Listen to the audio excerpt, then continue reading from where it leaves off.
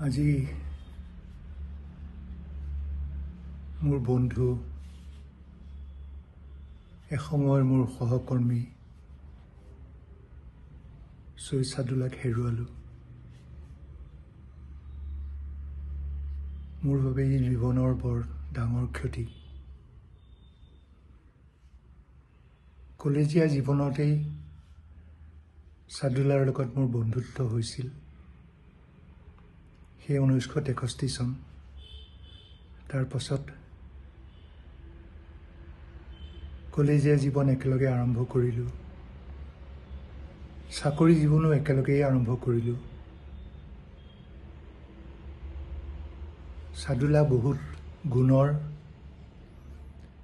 অধিকাৰী আছিল।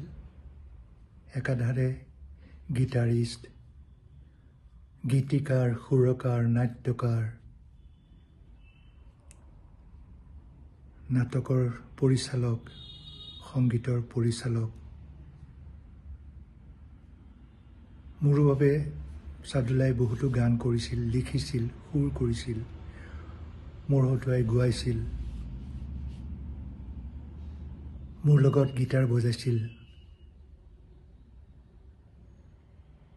সেই সাদুল্লাক আজি মই হেৰুৱাবলগীয়া হ'ল। মোৰ এজন ডাঙৰ বন্ধু, মোৰ অতি মৰমৰ বন্ধু মই আজি হেৰুৱালো। যি কি নহওক, এদিনটো সকলোৱে যাবই লাগিব। সাদুল্লা য'তেই নাথাকক, ই শান্তিৰে থাকক, মই তাকেই কামনা কৰিছোঁ। আপুনি বিচৰা বাতৰি পাব কেৱল নিউজ 18 এপত।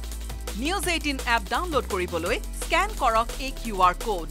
গুগল প্লে ষ্টৰতো পাব এই নিউজ 18 এপ।